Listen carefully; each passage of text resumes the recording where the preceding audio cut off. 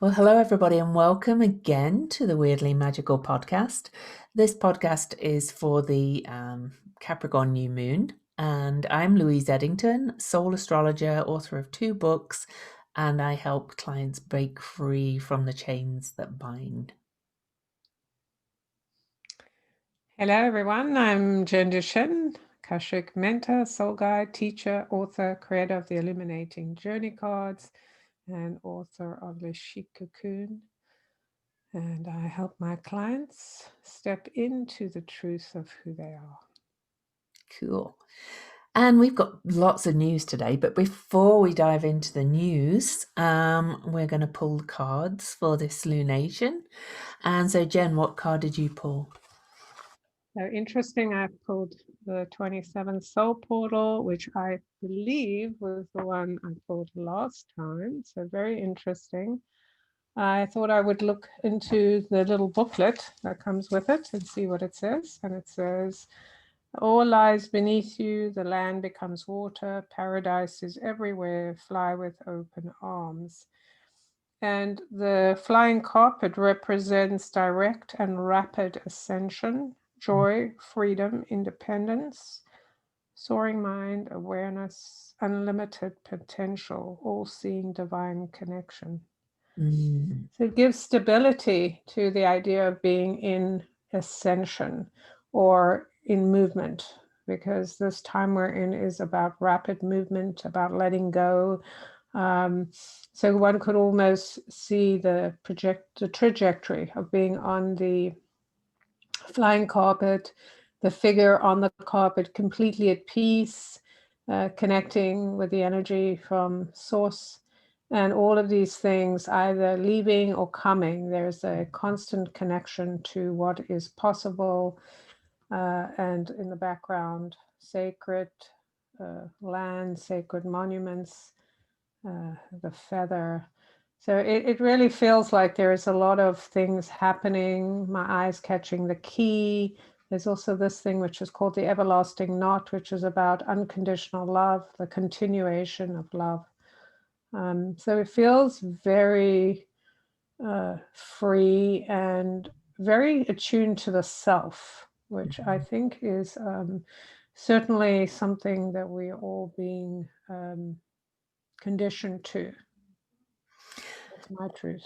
And I must say, my card has a similar feel to my mind. I picked the Ace of Cups in the Thoth Tarot, and this is the open heart, the trusting heart, the clear heart. And your card, you said welcome with open arms, but that when your arms are open, your heart's open too, of course.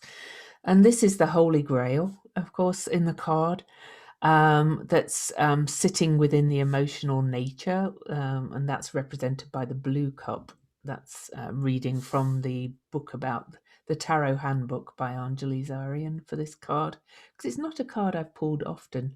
But for those not, for those just listening and not watching on YouTube, this card is full of kind of awakening as well, and full of, an explosion of heart, joy, kind of potential is what it feels like to me. And Jen's card feels like that to me as well, very much. And I find it interesting though that my card's a 1 and Jen's is a 9, so we're both on the spectrum. So Right. Well, you know what's interesting too is that kind of the way that cup looks with the light coming in. It's like the figure on my card. The yeah, colors are similar. There's even like touches of the red, yeah, in here. But it's that sense of just being in bliss with everything you need is you're connected to, right? There is that's all there is all of the things you're connected to and all the things you desire and what you want to create, what you believe in. It's all there waiting for you to kind of open your arms and just go, yay, I'll take it. And so before we dive into this chart, because I think these cards, on first look, this new moon astrologically, you'll perhaps hear quite a bit of doom and gloom for this new moon because of the aspects, and I'll talk about those in a minute. But hold on to the images of these cards, because I think the potential in this new moon is enormous. But we at Weirdly Magical, not only do we have a Patreon, and thank you to our patrons, patreon.com/weirdly magical. They enable us to keep going and keep developing this podcast. We are going to introduce merchandise. Woo! Jen and I have been busy over the holidays getting a design, and if you're on YouTube, this is it. Jen has a white one with long sleeves. I have a black one with short. You can buy all colors, all different kinds. And on our design, we have the owl and the swan, which is known as the swowl. Because Jen has, my business is the Cosmic Owl Astrology. I am the Cosmic Owl. And Jen is Akashic Swan Guidance, right? That's, yeah. Right. So we got our wonderful artist friend Chloe Plasma to draw this picture. She came up with this wonderful swan and owl blended together with magic coming out of them, and so we're going to offer T-shirts, we're going to offer mugs, we're going to offer bags, all kinds of things. So if you're interested in any of the Weirdly Magical podcasts, because we think the T-shirts and things are pretty weirdly magical, I'll put the link on the Facebook page, but it's on Teespring. So Tee Spring. You can buy Weirdly Magical swag. Awesome. We're very excited by this. Right. Welcome to the swowls. Exactly. And we even have a little slogan that might appear on some of them saying, let's do the swow howl again. So, but on to the lunation. The Capricorn new moon is at 23 degrees and 13 minutes of Capricorn. It's on November the 13th. January the 13th, 2021, in most time zones. I think there's only the west coast of the US and probably Hawaii where it's on the 12th. So we're going to say it's on January the 13th. It's at 5 a.m. Universal Time. It's at 23 degrees 13 minutes, Capricorn, as I said, and that makes it the fourth of 6 new moons at 23 degrees. And this one is conjunct Pluto and square to Eris in Aries. Pluto is at 24 degrees, Eris is at 23 degrees, and as I've discussed many times, 23 is Eris's number, and we'll talk more about that going forward. We also have the new moon is sandwiched between Eris stationing direct on January the 10th and Uranus stationing direct on January the 14th. So it's in a point of extreme change. And we're recording this on January the 5th. And before the new moon, we're kind of a bit late recording this because of the holidays. We normally do a couple of weeks before. We're just over a week before at the moment. But before the new moon, we have Mars moving into Taurus after a long 6-month stint in Aries, his own sign where he went retrograde, a very rare retrograde in Aries. Mars moves into Taurus on the 6th.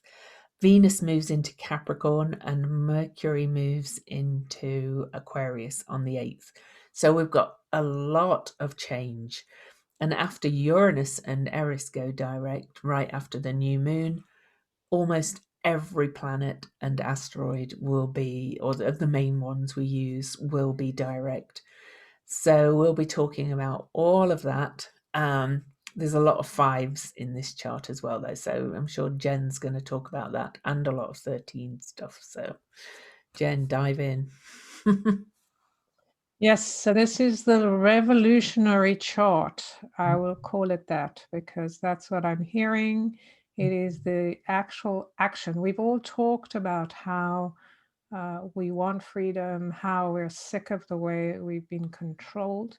This chart is the chart of taking action. So we've moved from a 4-year, which is about setting the foundation, to now putting the foundation in action by moving forward. And so we're taking action, and everyone will take action the way they believe in.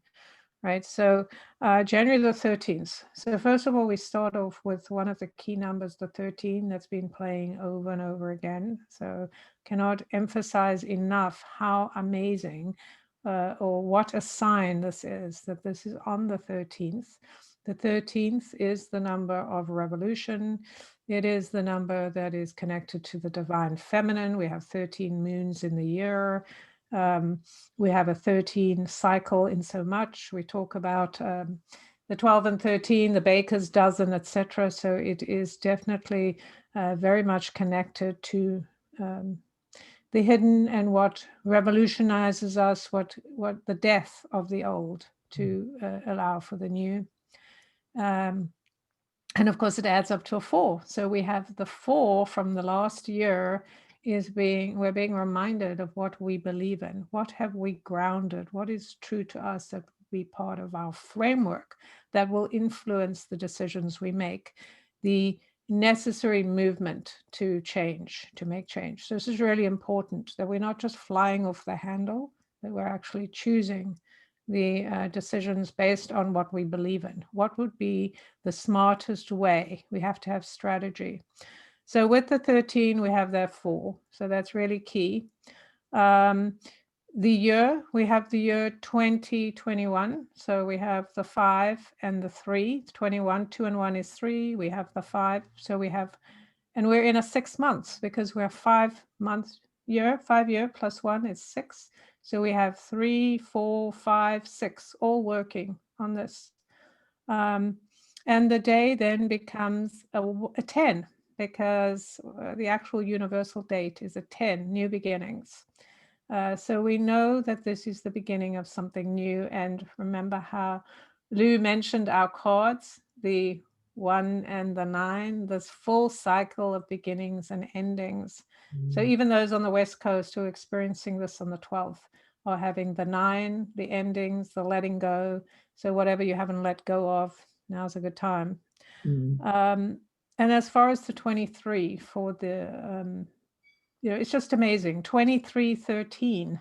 It's just like, there we go. We've got those 2 numbers. We have the 5 and the 4, which adds up to a 9. And this is revolution with exactly what I was talking about, with the structure and the ability to move very freely. It reminds me of the cards we got, that both that Holy Grail and flying on the carpet, you have the freedom because you know who you are, right?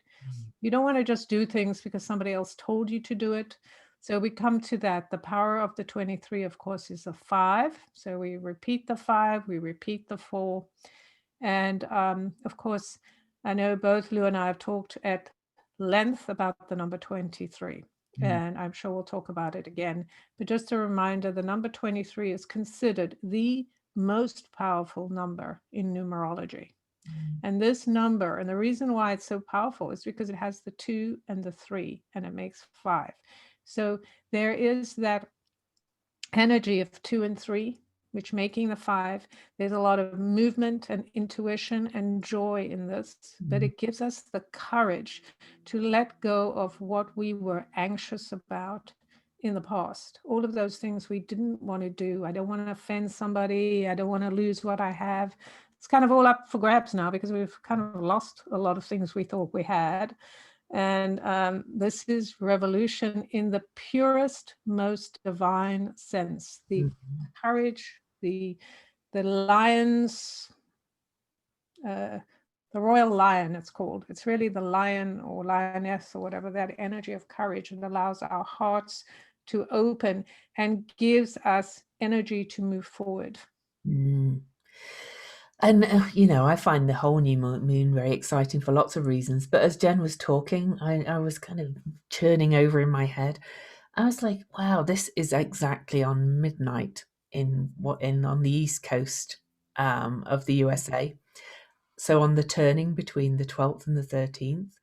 Of course, it's at 23 degrees of Capricorn. And on last January the 12th, 2020, we had the big conjunction of Saturn and Pluto, and the Sun and Mercury and Ceres were all involved in this great conjunction, and that's kind of is thought to have launched all the issues that we had all throughout the year with the pandemic and politically and all the chaos we've got. It's also in square, almost in exact square, this lunation to Eris, and we are at the pretty much the midway point. We've just had the third of 5 exact Pluto Eris squares. And talking of the number 23 being Eris's number, she is the goddess of chaos and discord. She represents the unheard and the uninvited who cause chaos because they've not been included.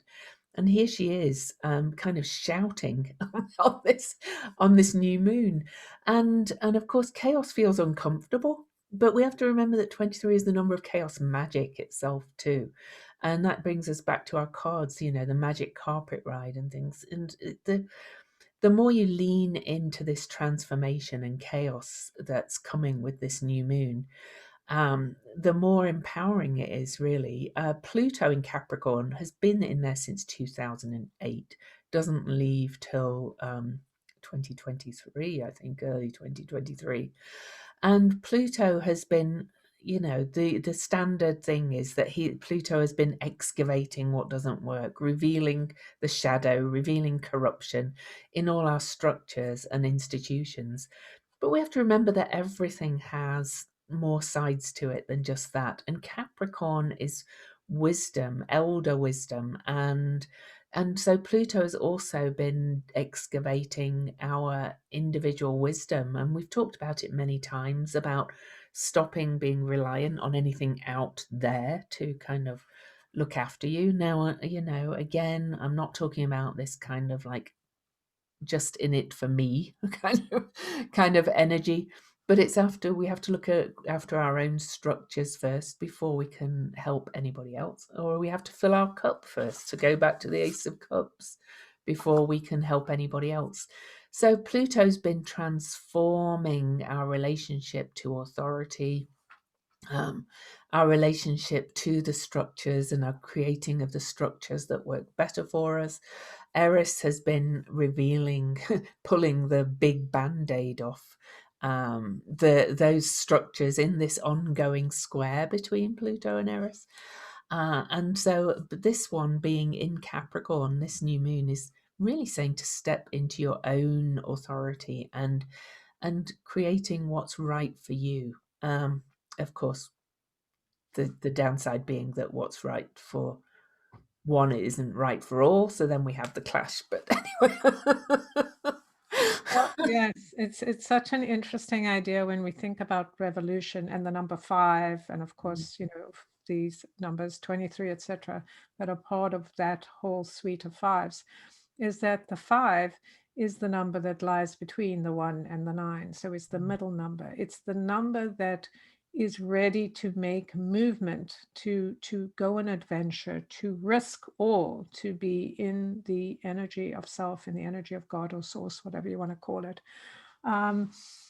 So many times we've had revolution, and one of the things that we haven't yet figured out how to do with revolution is to go all the way. And when I say go all the way, I mean not just compromise our what is sacred to us to hurry up and get to peace. There's a lot of people in our world, and many of us, who are just like, let's just find peace. Let's just get on. Let's stop trying to find fault with the other. You know, there's a big gap between trying to find fault with somebody and giving into what somebody wants us to do.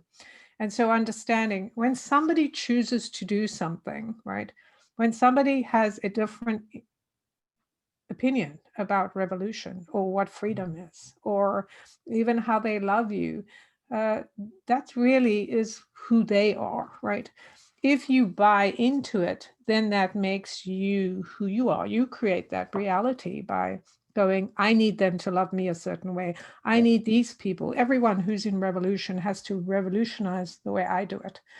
And think about this idea. If we're all around whatever it is, I'm suddenly seeing an image of the Troy. What is it? That horse? What was it called? Trojan horse. Yeah. The Trojan horse. I'm suddenly seeing an image, probably from the Akashic Masters. They're always sending me messages. But anyway, like the idea that everyone is ringing around the Trojan horse and pulling. And what we want to do is we want to understand by each of us pulling, we collapse the whole thing.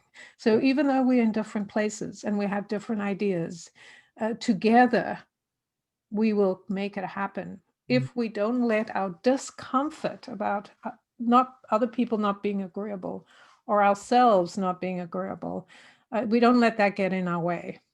Because there is, and to me, this is the beauty of Capricorn and Aquarius, is this idea that in order to create new structure, we do have to collapse the old. That doesn't mean we can't then go, this was good about the old, but we don't want to just patch this and go, oh, well, this is still working. Let's not, what's that expression?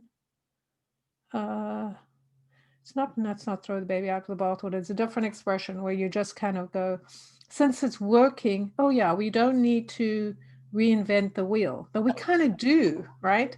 It's like we kind of do. It's like, yeah, let's break it all up and then we can go, well, this piece was working, so now we can bring it back into the foundation. And that, to me, is freedom. The fact that we can allow everyone to have that expression. They may be shocking things, they may be horrible things, we may not agree with it, but just the fact that everyone gets to have a voice, that the uninvited, the unseen, all that is unspoken becomes part of our bigger wholeness. Yeah. And it's kind of interesting, this talk of revolution and things, because it's a revolutionary time. We're in no person alive has experienced times like this. We've mentioned that many times. I am going to get a little bit political for a minute for those that don't like politics, but All of life is politics. exactly, it is. I have one friend who is a complete Trump supporter and QAnon person, and he's kind of the only person I can talk to about it because I'm not. But we have to kind of find a way to hear each other. So that. And he was like, "You're missing the revolution." And I was like, "Well, maybe I just see the revolution from a different perspective." And but my thought from that is that it is coming from them and from us, from Right. all sides. The revolution, all right, that I might not agree with their view of it, that Trump's kind of this light worker who's building it, bringing everything down, but the ultimate goal is really the same, to bring massive change, because we've got huge inequality. We're destroying our environment that sustains us. We're not destroying the earth. She'll survive. Right. She doesn't need us. She will live quite happily. But we're destroying it for us to be healthy and well, and there's a lot of sickness in our society. It doesn't work the way it's working. And so, yeah, my ultimate point was that it's revolution for all of us. It's not revolution for just one group that you think is right. And we have to start opening our ears to all the sides, which is the Gemini North Node, where we're all asked to go to at the moment. Yeah. Right. And our five senses. I mean, I know we talk about six senses. So we have the five senses. We also have the six senses. We have the 5 and 6. Mhm. And the honest truth is, like, this is that no one of us can decide what a revolution is. No.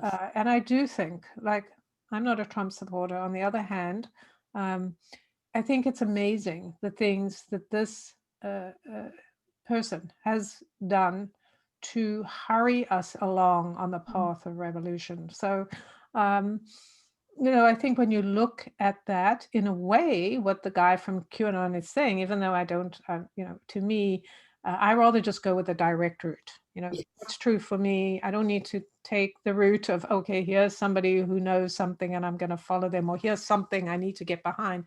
I Yeah. just want the direct route. But anyway, in a way, he's kind of right then when he says, well, that's the revolution. In a sense, without having that heavy-handed kind of like, smack, smack, smack, it's really hard to we would have just brushed over all of this stuff like we've done so many times, right? And it's in our faces. We can't brush it off. We can't ignore it. These people are loud. They're noisy. I mean, you got the president of the United States speaking, saying things that are so far from the truth. He's manipulating the truth. But then again, so many people have, right? So it's like he's the extreme of it. So, Like our shadow in our face, like I said when it right. was the That's election. the Pluto Eris thing. I mean, couldn't be more obvious. But then I guess we're not the brightest. Humans are not actually the brightest. Uh, No, we're not. takes us a while to catch on. Like, oh, this is really falling apart. Oh, I actually have to do something. Can't someone else do it? Which I think to me is the other side of that whole QAnon, non-vax, etc. I'm not an extremist. I think there's sides to everything for Oh me. yeah, me too. I'm not like, oh, this has to be this way or it has to be that way. But I think that idea that something else or someone else, and that's the part to me where we have to move away. That's the Eris, the impact of Eris, and even Mars and all the work that Mars has been doing is to break that system where, okay, someone over there is right and I'm wrong, and so I need to fit into their box because my box is not the right box, and that's bullshit, right? I mean, it just doesn't work like that. We have to be able to go, okay, you in your box, I'm in my box. What are we actually trying to, revolutionize here? Like, if those people on the outside never get to experience and express themselves, then are we really in a revolution? Are we Exactly. going to change anything? And we do see the other side as well, with the ones who want to go back to normal and smooth it over and all that kind of stuff.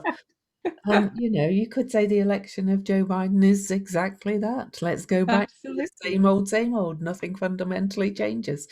Well, things are going to change whether we like it or not. The time between now, where we're recording this in January the 5th, and then to the inauguration. And sorry, it's so US based. A lot of this energy is hitting the US big time. So But it does impact the rest of the does world. Like, it this is the thing, impacts right? everybody. Yeah, but my point was, we've got all these energy changes. We've got these personal planets changing signs on the same day as the new moon. I forgot to mention Mars and Saturn exactly square each other. Mars having just moved into Taurus, Saturn having just had the great conjunction with Jupiter at 0 Aquarius to start a whole new era. And Mars and Saturn is traditionally such a loggerhead aspect by square, because Mars wants direct, fast action, and and Saturn wants to put the brakes on and hold on to things. And we're going to get a prelude on this new moon of the Saturn Uranus square that's going to happen 3 times in 2021. We're going to get a real feel for the loggerheads, because believe me, I see these clocks counting down to how many days till the inauguration, just as I saw it for going from 2020 to 2021, as if this magical turn of this calendar is going to suddenly make everything. It's like that fairy tale book. You just come to the end or whatever. Oh, and then the princess got married and they lived happily ever after. But nobody ever says what happened after, after the wedding. But yeah, it is very interesting. And I think that, while we speak about the US because it's where we are, but also because every action of all these major countries, and the US has been such a big player in the world, and not always in the best way, but certainly has impacted the world. And so it's like when we talk about politics, to me, it's just it's just taking the whole picture and getting like a small, Mm. slice of, oh, this is what's happening. We actually get to see what's happening with us in our families, in our lives, in our countries, Yeah. wherever they are, just by looking at some of these key players. It's like watching a play, right? And going, oh yeah, I see where I'm doing that in my life. Because, this whole idea, right? Doesn't matter. There's many You countries that, might see the kind of Trump energy playing out as not necessarily another world leader, but you might get it as like the principal of the local school, or Right. like the father figure in your life, or even the mother figure in your life. Somebody is going to be in displaying this shadow behavior that is bringing the change that we need. Right. I mean, you've got all the sides. You're going to see the side of the person, the pacifier. You're going to see the one who's kind of like, let's just do this. And then you Yeah, see all these other people, like some people are strategic. Some people are, I just want my way. Somebody else wants like, oh, no, we all got to get together, get on together, yeah, whatever. Right. So, and then there's this, just this force, or you can think about it. I think about it more, or how I'm shown it is more like water. When you think about how the ocean just comes in, doesn't really have an opinion.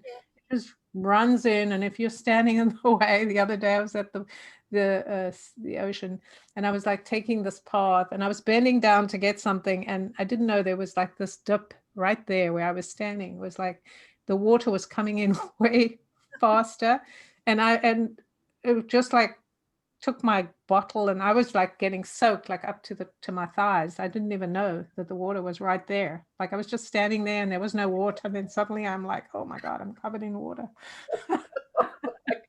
Right? So it's like that. When you watch the ocean just moves. It's that constant movement. And we tend to think it's the people and the things that are doing it, but it's just the movement of the ocean. This is the movement of revolution. yeah. It's just coming in. It's going to knock us down. It's going to throw us over. It's going to, maybe we'll be surfing the waves sometimes, but it's just, that's what it is, right? That's change.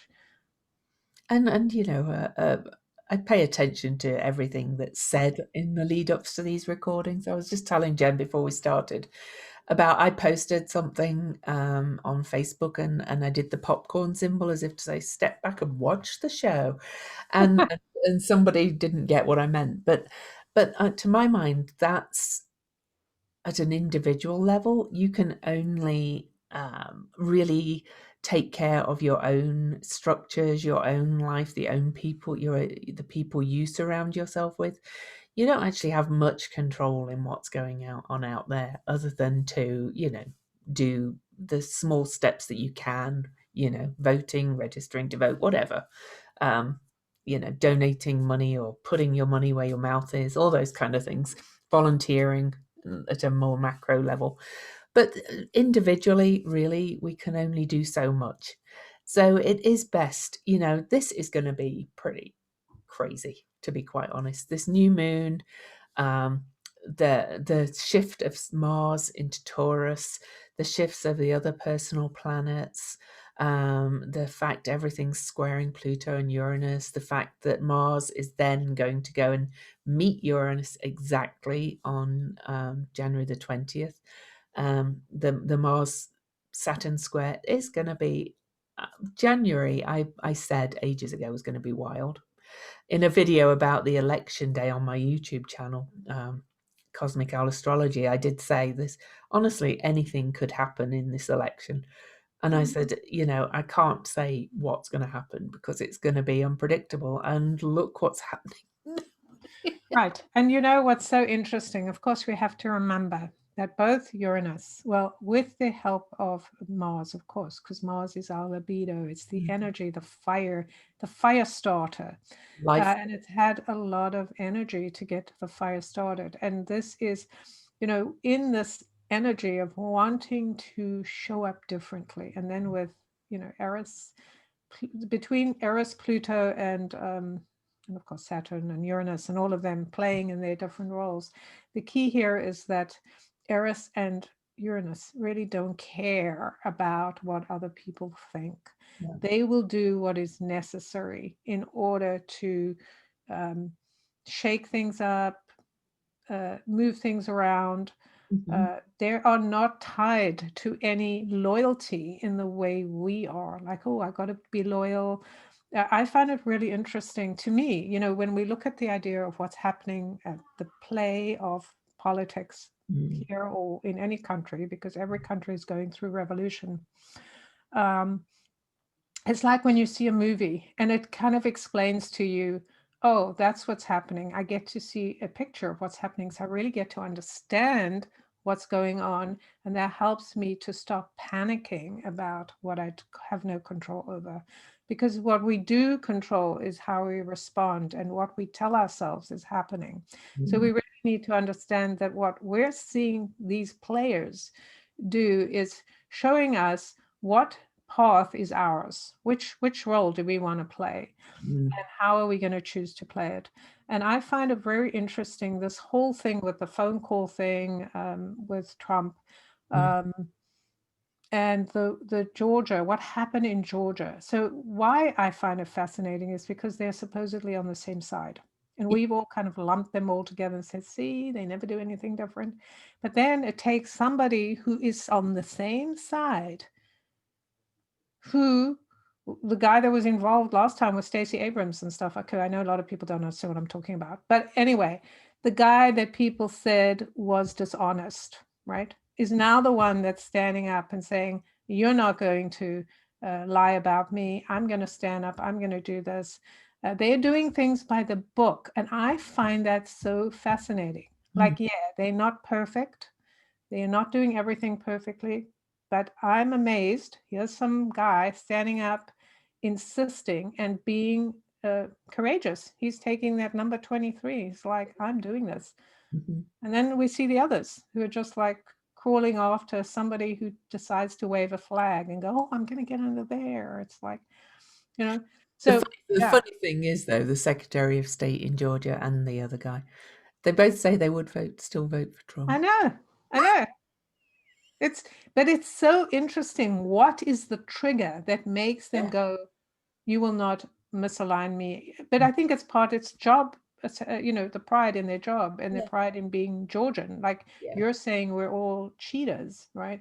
So it's okay to be a cheater as long as everyone isn't telling you you're a cheater. I don't know. Like I don't want to put words in the guy's mouth, but I'm very amazed that that's what's happening, right? So sometimes we think, oh, we know what's going to happen. It's the other side that's going to come in and, be the hero. And, you know, and to me, what this says and all of what's happening is it is unpredictable, but it's unpredictable in the sense that there's people out there going, well, I know this is what's going to happen. They're going to do this is going to do that.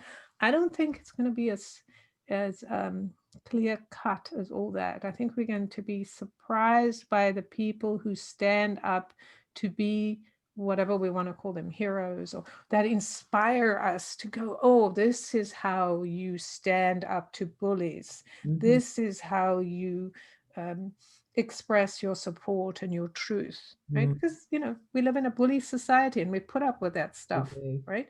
We With do. people going, I want you to do it. And then we all kind of roll over or some of us are dragging our feet, but eventually we just like all agree somehow, right?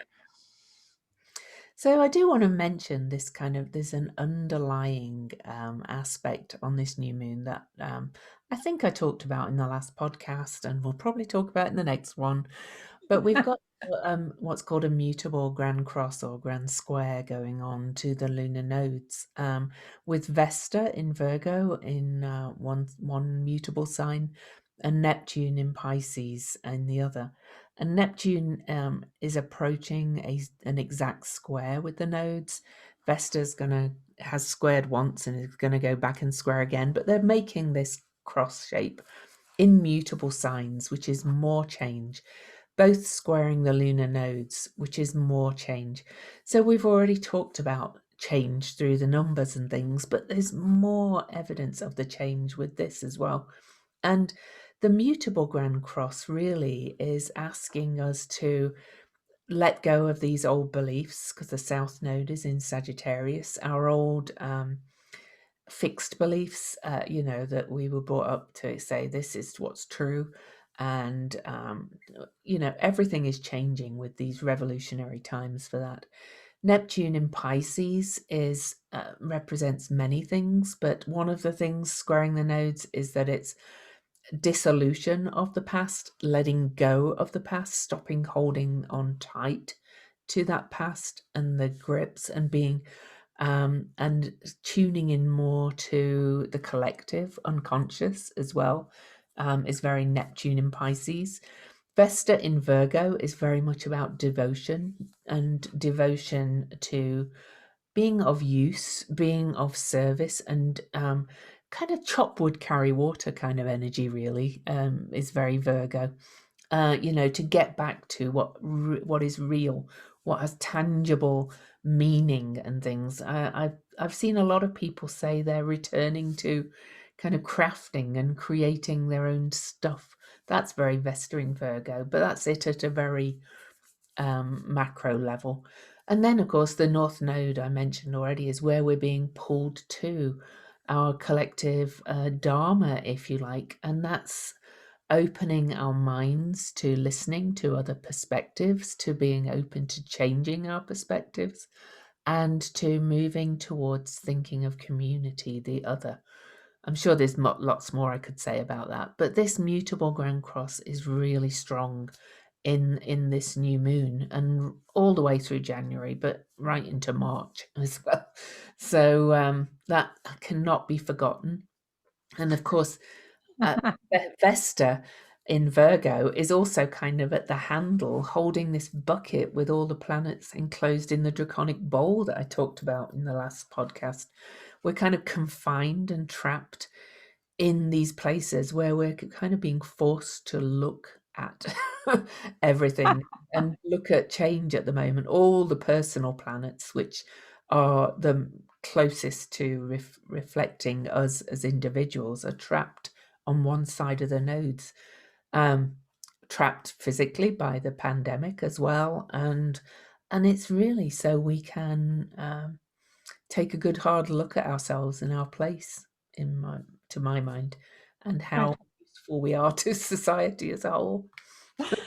What I find interesting is that the nodes are actually like at the top of the bucket. It's very interesting that Or the rim of the bowl. right, the rim of the Yeah, bowl. So it's yeah. it's it's like what it's telling us is like which way are you going to kind of pour out the Mm, water, and which way, or Aquarius, which way are you going to allow this, um, this energy or electricity, you mm, know, that's coming in to, which one are you going to release? Which one, like as if it has two, what do you call them, lips or something, where they pour out two pores. The one is to receive, the other to release, and which one is which, right? So are you still clinging to the past, or is that where you're taking your sustenance, or is it the other way, right? So that's very fascinating. And of course, Vesta's at 21 degrees right now. Well, I know she moves slowly, but still, 21 is connected to our year, because we're in the year of 21. And and she stations retrograde at 21 degrees on wow, on the 19th. Yes, January perfect, the 19th. right? Yeah. And of course, that is our 21st century, and 21 is, like we talked about, it is the key. It's the connection to our truth. Mm, So when we think about what our truth is, it's not. Many of us think, well, I'm speaking my truth, like I'm talking about it, right? mm, Which is one way, but we don't always know what our truth is when we speak, mm, remembering we're going through a process. But it is the actions we take that and the way we treat ourselves and others that speak of our truth. So, and I think it ties back to what I was talking about just now about who's choosing to speak out and why. It's all tied to what is the string or the thread that makes you want to step up and say, no, that's not true. Or I'm not just going to sit here and listen to it. What is that thing? So whether it's you're returning to making things with your hands because that's your truth, mm, or you're volunteering for something, or you're changing your career, or whatever, or you going, well, what did I have to let go of in 2020, and now I have to look at something that I used to do, and now I can you do it, right? Whatever that is that truth. And I think that's part of that idea of the having the handle of the bucket, or that energy of being, you're trapped because you have to figure this out. You're not going to leave yeah, till you exactly. come to some kind of conclusion. And like they all like crunched up together. being forced to communicate, just even those numbers I talked about, the Yeah. 3, 4, 5, 6, I mean, they're in order. 3 is like this energy of joy. We've got that in the 21. It's that joyful experience of a child. 4 is we're actually creating structure through the joy, through the expression. 5, we're going on that. We're expanding. We really want to stretch the structure. How far will it hold me as I move? And then the 6, with the 6 month, and what Lou was talking about, I think, is really that part of coming home to our group, our beliefs, the thing that is home for us, that is true for us. What do we love? Mm. What would we give, and give willingly, without going, oh, you took this from me? We want to give it from a place of true, generosity. And that's all part of the 6. And I was noticing we actually have a couple of 6s here, because we I have did want to Pluto. mention while you look at that, 2123 is where Vesta stations retrograde Oh, wow. on the 19th. That's Anyway, amazing. we don't need to That's go into those that's about numbers that. again. That is amazing, though. I mean, just talk about the symbolism, right? Of Yeah. your truth will set you free. That's exactly what 2123 is, because it is only through our action and through our willingness to let go of, the thing that has kept us supposedly safe, Mm. that we create, or will we find the freedom, right, to move forward, And which it's is part of the bigger shifts we're moving from that earth element to the air element as well, of that materialistic hoarding, have more stuff, to moving to a different kind of energy where that's less important and it's more about ideas and mind and humanitarianism and stuff. Anyway, you were talking about No, sixes. no, but you're absolutely right. The idea, because the thing about the earth element for the last 200 years was, while it may have started with the wonder of the earth, Mm. it's quickly turned into possessiveness, right? Like, how can I use this Mm. stuff? How can I, strip it of its energy? And that's kind of something that we do as humans. We look at something we think is the best thing ever, and then we think about how we can harness that for ourselves, and not think about how it needs to renew itself, Yeah. right? That our greed will destroy the thing we say we love, and that lights us up. And I do think that's part of this Vesta thing, because she is the flame, she is the lighter, she Mm. is the fuel that will allow us to raise ourselves into the air, and raise ourselves with the air and fire. That's electricity, right? Mm. That's the plasma that we need to connect to, so that we're not just doing things by rote. Oh, we should do this, we should get along, etc. It's really a key aspect of what is true for us, what's genuine, what will hold us through the darkest of times. Because we may indeed we've talked about this idea of being put in places where we may have to make hard choices. And most of us know from 2020, we had to make hard choices. And many of us may have to make really hard choices going forward, because we may indeed lose things that we have valued. And it doesn't mean we won't survive and get through it and all of that. But it's understanding, like, if we put a lot of value to things that can leave us, they may leave us, just Yeah. because we put so much value in it, right?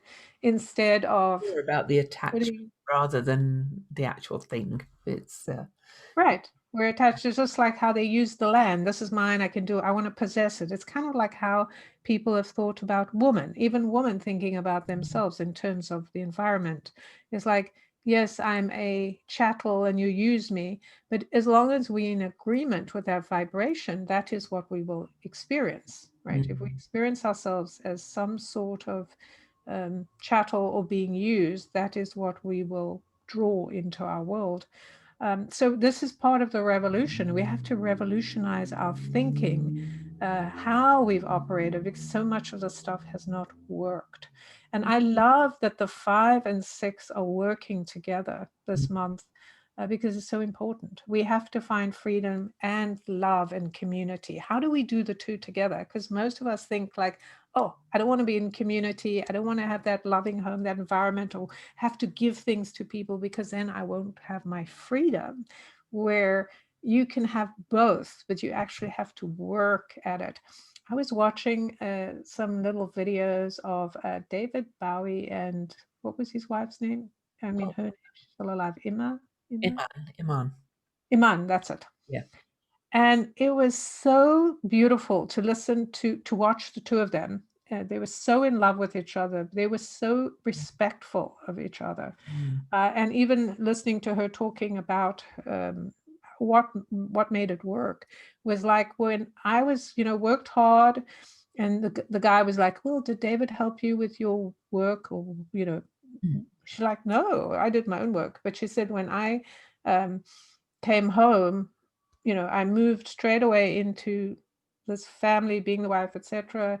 And we put down all the electronics or something. I'm not saying what people should do. I'm just saying the That, way they did it. Like she said, it is hard work maintaining a relationship, but they did it in a way that was true for them. mm. And I just thought it was so inspiring watching her talk about this love that they had was so strong, but they were still independent people, right? They didn't give up their businesses. They didn't give up who they were. Uh, Or uh, try to control each other, or right. Or take away something from the other. Like the guy goes, "Well, did you ever give David fashion advice?" And she just laughed. She says, "David was fashion. You couldn't give him advice." Like it was like, yes, you in the fashion business, and you're not trying to tell this person, you know, what to do, right? Like that's the ultimate to me of that 5 and 6 of like, mm. this is who I am as a whole person. This is who I am with those I love and my community and how I contribute. Yeah, absolutely. So again, just before we move on, a quick ad break again. Patreon.com/weirdly magical for just $3 a month, or you can choose your own donation amount. Enables us to continue growing this podcast, supports our work, and we do patron only card reading every time we record the podcast. We'll be recording that after we finish here. And follows, reviews, likes. We have a Facebook page, Weirdly Magical. We have an Instagram, Weirdly Magical Podcast. We have a Weirdly Magical YouTube channel. Any likes, subscribes, reviews on iTunes for the podcast or on our Facebook page, we would appreciate any and all of those. And don't forget, you will have the link to the swag on the Facebook page. So weirdly magical on Facebook if you want to get yourself an awesome t-shirt or anything else that we... Right. You want to do the swell howl again. Yes. Yeah. You want to be part of the SWOW gang. Jen came up with that word. We're like, swan out. Wow. Wow. Anyway, yeah, do we have any more to say about this chart? We've got Well, yeah, time. right. Sorry, what did you be saying? I said we've got more time, I Yeah, we think. got more time. Yeah. I was just looking at a couple of things and thinking about what is so powerful about this is this idea of being supported by the mother energy or the parental energy. 6 is also about giving birth, about the parent, about really nurturing what it is, Mm, nurturing yourself through this process because it is scary, because it's unknown, all of those things, being able to nurture yourself, knowing that the the symbology of the universe is encouraging you to nurture yourself and nurture others. And I think Blue, you talked about taking care of yourself. It's through taking care of yourself that you then have the capacity to take care of others. mm, So it's the complete opposite of what we've been taught, that, don't be selfish, don't think about yourself, just give, give, give. Of course, if you're doing that, you're not actually giving because it all becomes slavery and resentment, etc. Instead of, that heart opening. So you heart open first, fill yourself, and then you fill others. the Ace You of do Cups. things for yourself, Yeah. then you can give so generously, so easily, and really finding your sense of humor is part of what is the great mother who, or great father or parents, however you want to look at it, is all about knowing that everything's available to you, that all your emotions are encouraged to be expressed and experienced and then let go, and Mm, that there's enough, there's an abundance of whatever you need if you're willing to unhook from the moorings, release those rusty, what do you call them, anchors, etc., that you think, oh, people won't love me. Well, maybe they aren't the people you need to be with right now, right? If I give up what's true for me. mm. It's also kind of the exact opposite of Jen mentioned the overgiving and the servitude and resentment. It's also the exact opposite of the looking after yourself first, so that you say, not my responsibility to look after everybody else. This is about the blending of both. It's about taking care of you and yours, filling your cup so that you have stuff to give, so that you feel able and want, desire to help others and to uh, Right, bring right. up. I, Yeah. I think that's a key point, because not everyone is, there may be people, there are probably lots of people who go, well, it's not my responsibility, I'm just going to do what I'm doing, I don't care about anyone else, and that's fine. But then you also have to take what comes with it, Yeah. right? It's not like I get to do whatever I want, I don't care about what you do, and now you have to do what I want. See, Mm, that's where the issue comes in. It's just like, yeah, you want to do whatever you want. Well, I have boundaries around that, because if you're not contributing, mm, then you can't be part of the community in the same way that somebody contributes. mm, And so it's just rebalancing and understanding that you can say no to somebody who says, I'm just going to do whatever I want. Yeah, you can admire them, but you don't need to bow down to them because yeah. they're doing something they want, because it's just an equation, right? It's like the ocean just coming in. You contribute in the way you contribute, and you take what comes with that, right? Mm, It's a package, like a package deal, right? And that, I think, is the important thing to me anyway.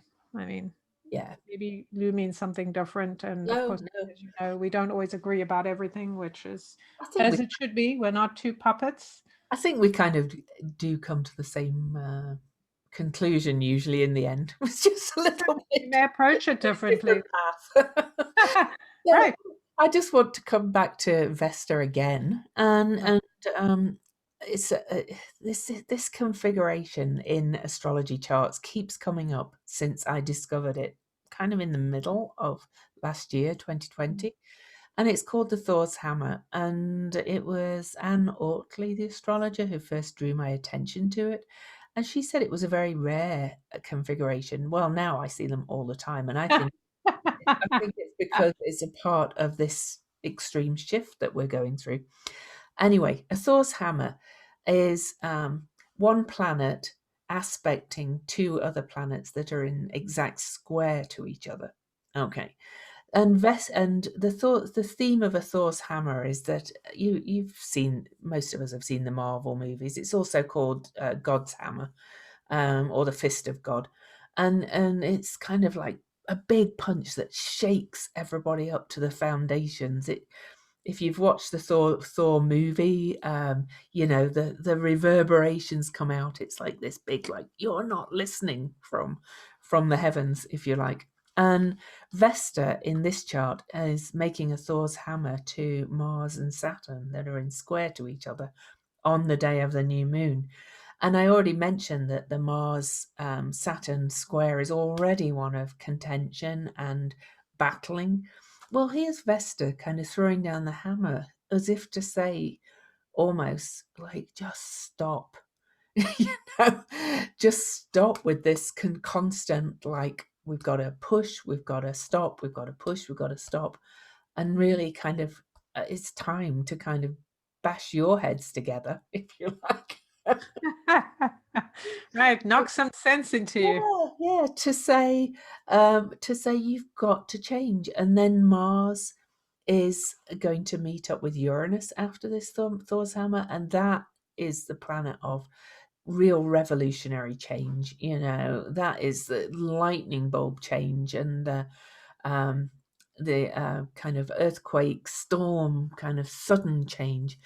And then Saturn is still is in Uranus ruled Aquarius, and he's just had that meeting with Jupiter. And of course, as the sun and moon and the faster moving planets move through, they're going to activate Saturn as well. And Saturn himself is being kind of shaken up in Aquarius, to my mind. He's the traditional ruler of Aquarius, but he kind of doesn't fit with Aquarius of what we know of Saturn. So our expectations, because it's my belief that our perceptions almost shape these energies as well. We've seen Saturn as always very strict, very staid, and Saturn's now being changed as well. And it's been an ongoing theme. It's more about becoming this kind of wise elder, the gentle hand of rules, like the parent with the child's hand on the child's shoulder saying, no, no, just hold back, not this big block of stopping.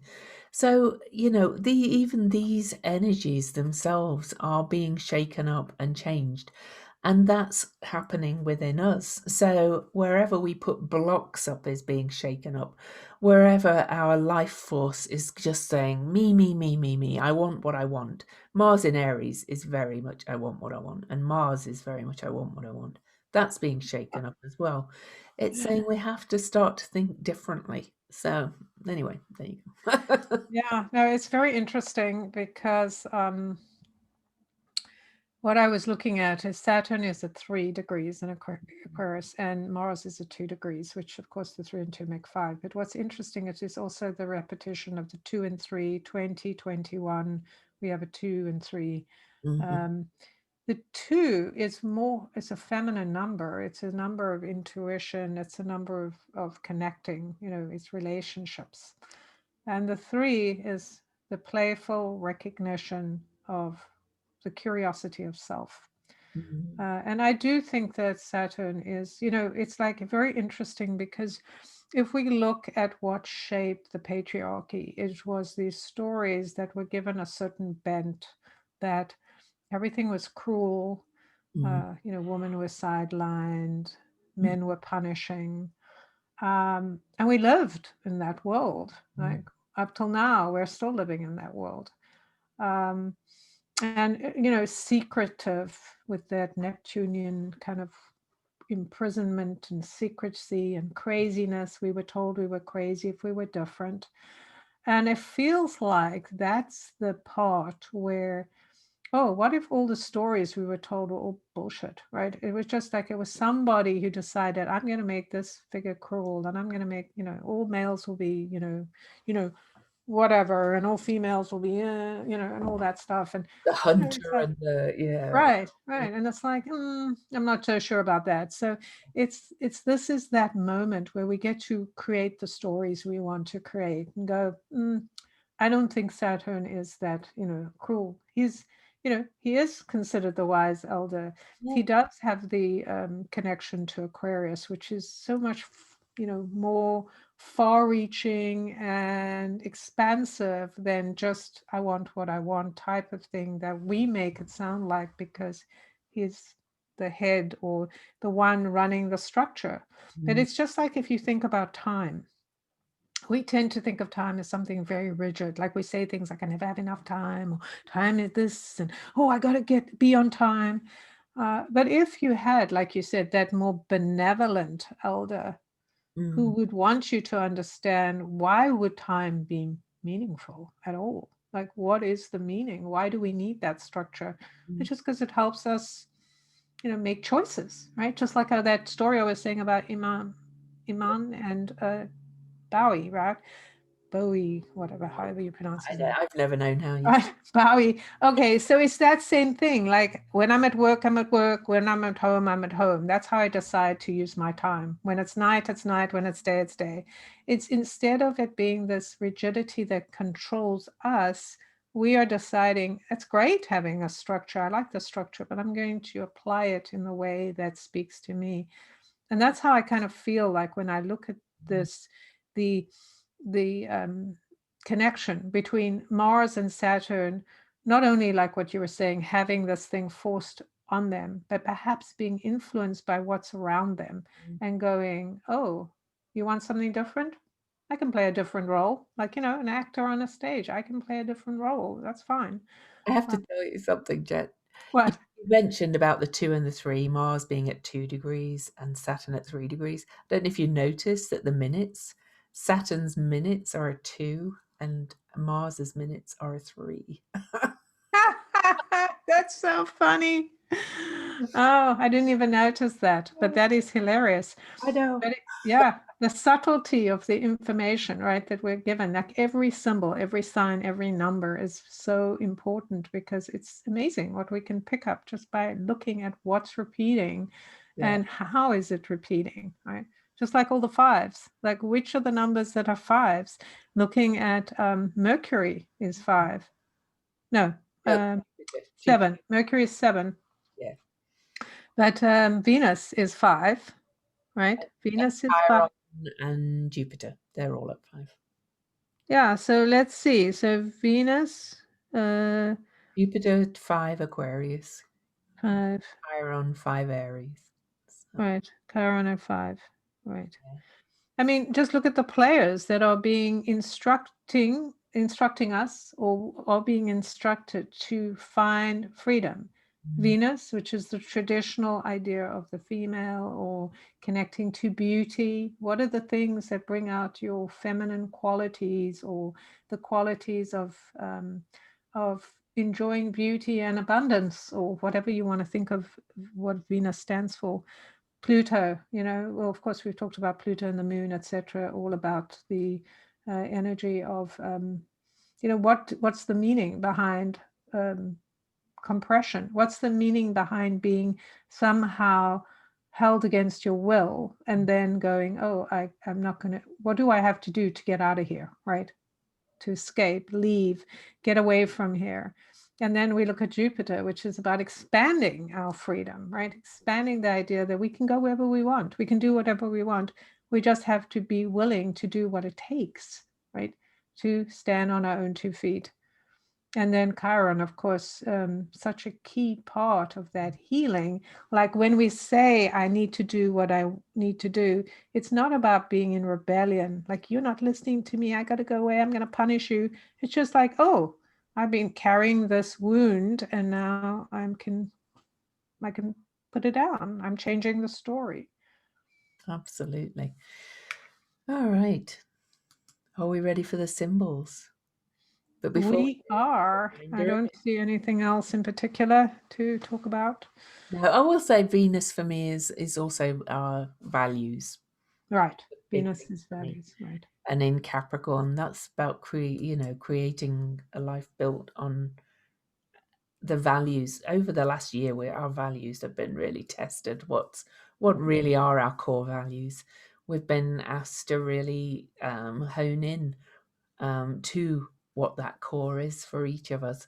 And in Capricorn now, it's saying, change your life to reflect those values, not somebody else's values, your own. Right. And also the thing is to think about in values, to me, is if you think about what you love or what is beautiful to you, that's your value, really, because it's something you want to you either want to emulate or you want to bring closer to you. So it comes down to everything that is something that is intrinsic or necessary to make you feel like you are living a life of worthiness of some kind, like you are worthy, your actions are worthy, you're contributing.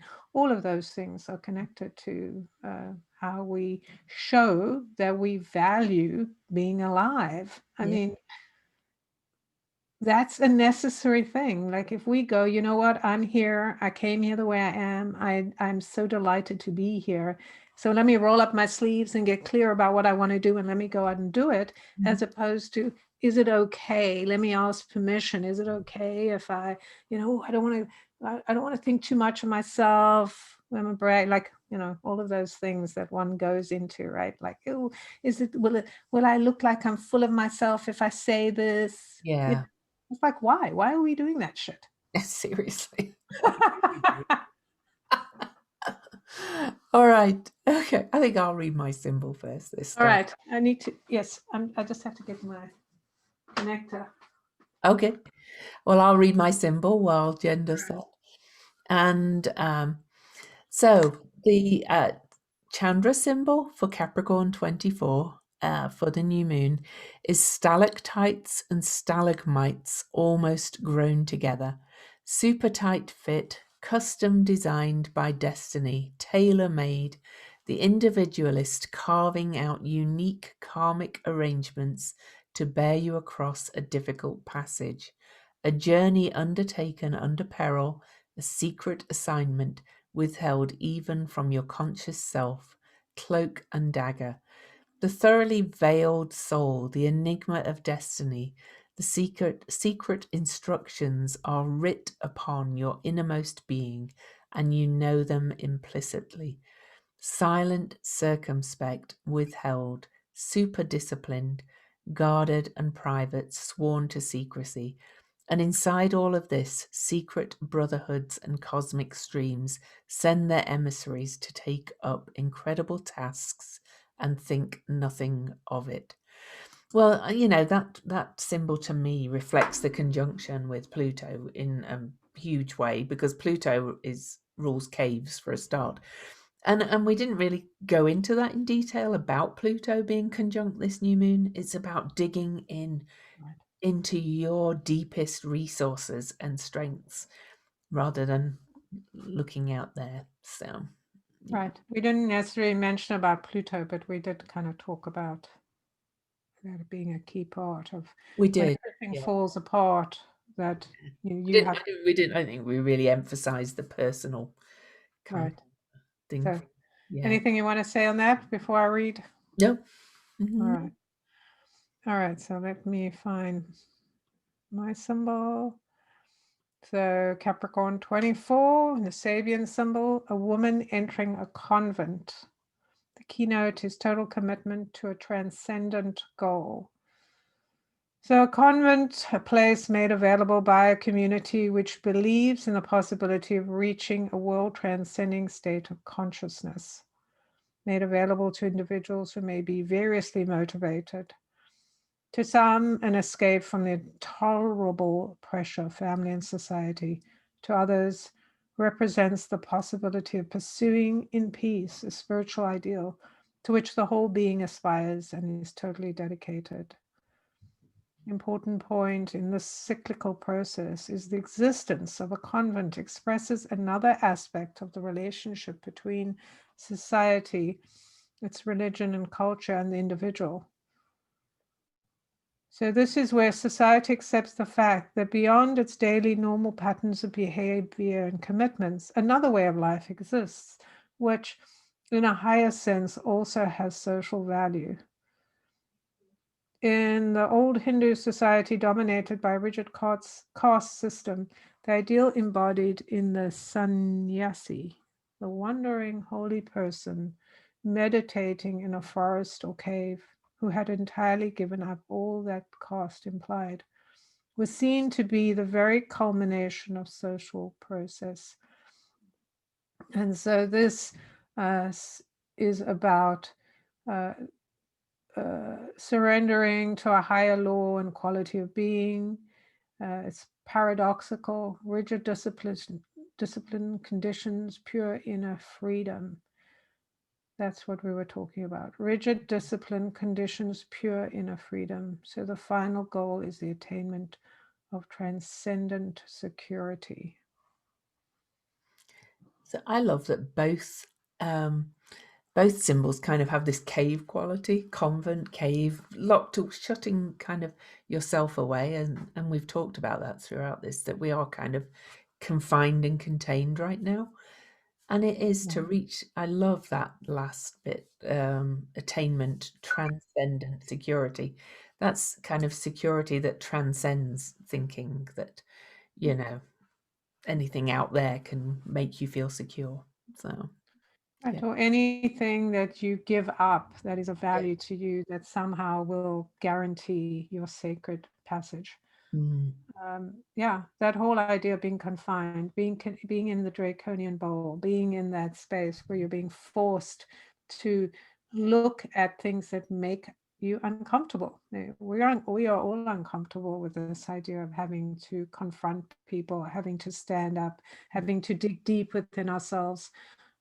And it is, both of them mentions the secret idea. There is a secrecy in growth of something new. That's something new. And we've talked about this nurturing of birthing something new in, in the cave. Like all these other things have happened, but I have not, something we could think of is I have not actually birthed myself in my true way to step into this change. Yeah. Well, I've said it before, I'll say it again. Exciting times to be born in. I know many of you. I've had enough. Still keep being asked, when will it end? When will it end? Well, January is just an insane month, to be quite honest. And this new moon is part of that. February, we did the 2021 overview. It's on our YouTube channel. But February, has the first Saturn Uranus square, but things do start to kind of, or at least the to get further apart. The intensity slows down a little bit after that throughout the year. But, we're in this portal of huge age paradigm shifting energy. So it's exciting time. And I think it's better to look at it as exciting personally. Well, yeah. And I think the question isn't when will it get better, but what do I need to do to become more connected to myself, no Mm, matter what's happening outside of me? yeah. That's the lesson of this. When we withdraw to the convent, it doesn't mean we're actually running away, but what it does mean is we're finding the center of the storm, the eye of the storm, so that whatever's happening around us, we are not only resilient, but that we can swivel to whatever we need to, that we can be ready to take action because we're so clear about who we are. We're so clear about our values. We're so connected to the opportunity we have. This is about opportunity. Mm, Opportunity isn't comfortable, right? When you decide you want to grow and do something different. I know, well, I can't speak for Lou, but on my journey, I know Lou and I have been together on our journey, each doing our own thing. And there's been so much discomfort in this journey. It has been but so also been incredibly so rewarding. right. But there were so many moments, and I'm not going to say there aren't still moments like of raw fear and confusion. But it's easier and easier because I've done so much of this work.